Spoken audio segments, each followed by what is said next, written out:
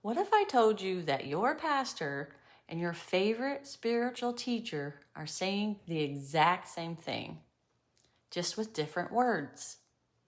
Stay with me, because what I'm about to show you will completely shift how you see both worlds, and that we're not so different after all. I'm going to walk you through 3 powerful examples that prove pastors and spiritual teachers are speaking the same universal language, just with different words.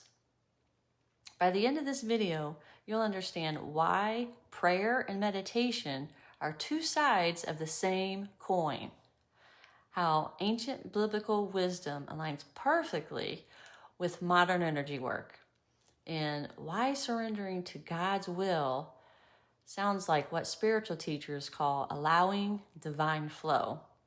This isn't about choosing Christianity or spirituality. It's about recognizing the universal truth they both point to. Let's start with the most obvious one that most people miss completely. In church, you're taught to pray, to speak to God, to share your heart, your needs, and your gratitude. In spiritual circles, you're taught to meditate, to quiet your mind, to listen, and receive guidance from the universe or from your higher self. Here's what's beautiful. The 2, they're a complete conversation.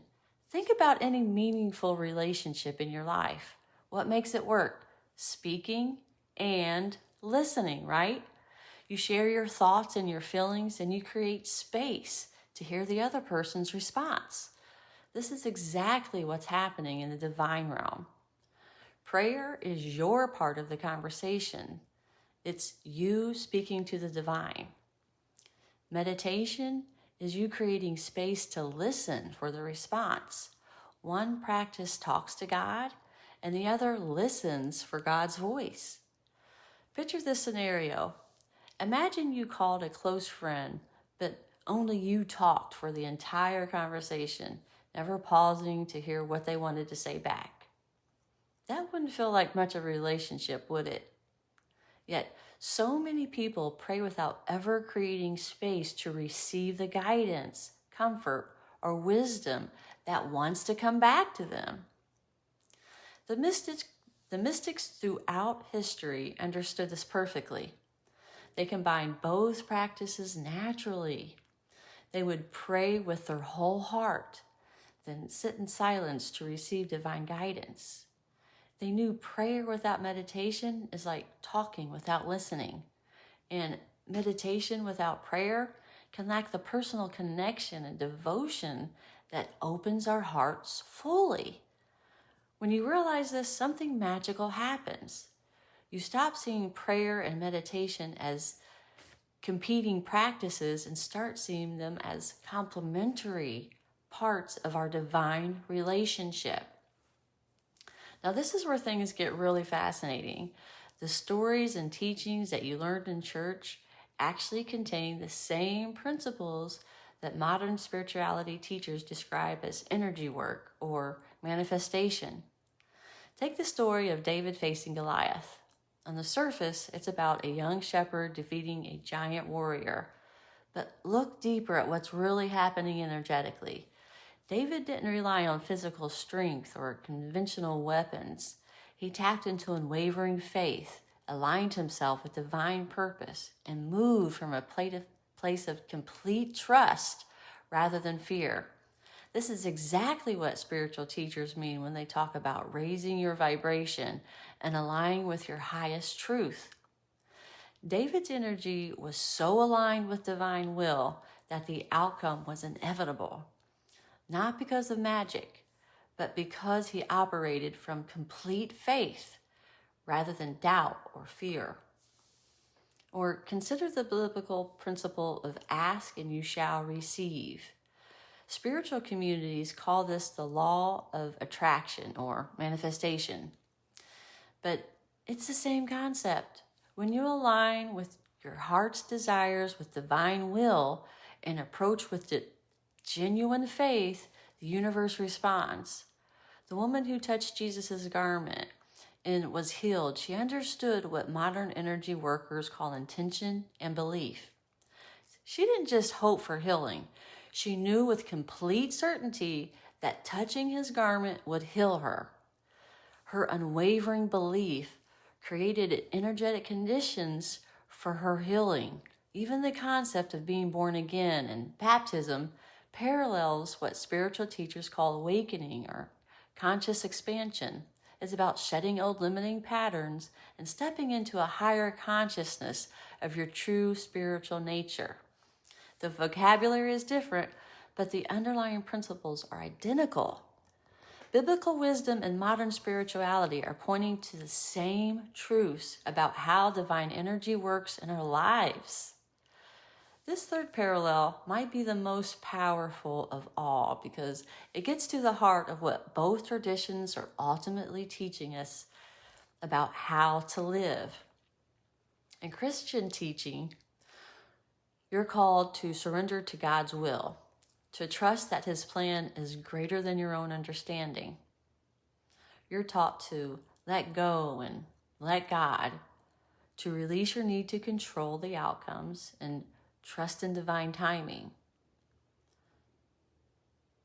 In spiritual communities, this same concept is called allowing divine flow or aligning with universal intelligence.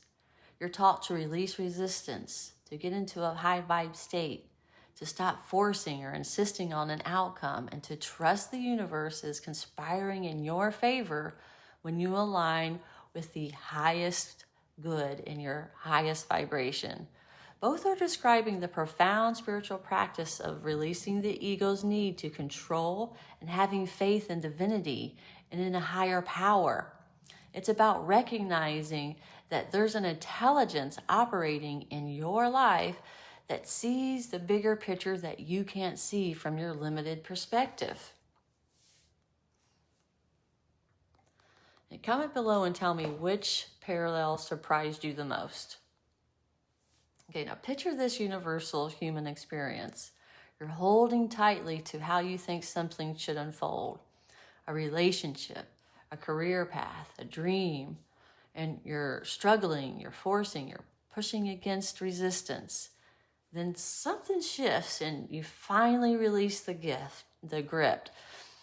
You surrender to the outcome and suddenly doors open that you never expected.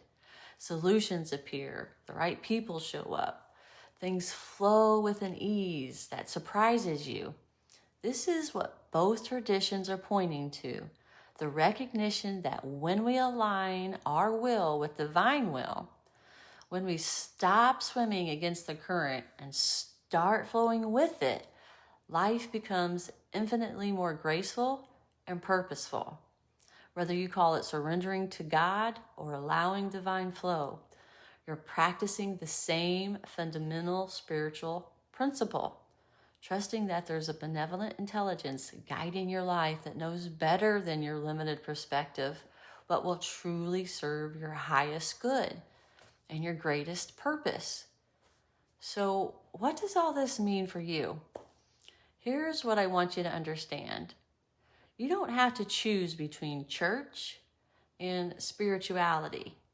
You don't have to feel guilty for finding wisdom in both traditions. And you don't have to hide part of your spiritual journey because it doesn't fit neatly into one category.